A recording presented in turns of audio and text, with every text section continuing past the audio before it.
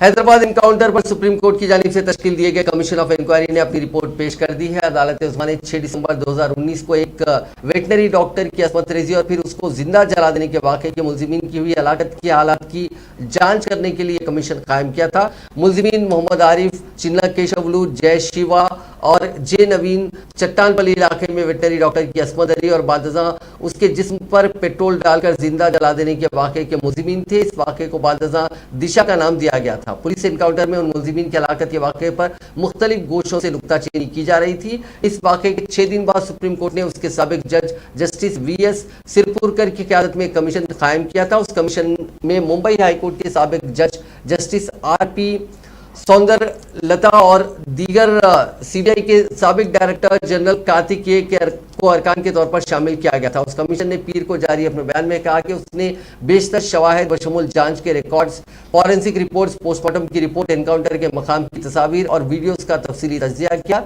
اس commission نے 21 اگست 2021 سے 15 نومبر 2021 تک تقریباً 47 دنوں تک سماعت کی اور اس عرصے کے دوران گواہوں سے تفصیلات حاصل کیے۔ کمیشن نے اس خصوص میں شواہد بھی ریکارڈ کیے اور یہ پوری رپورٹ سپریم کورٹ کے حوالے کر دی گئی ہے۔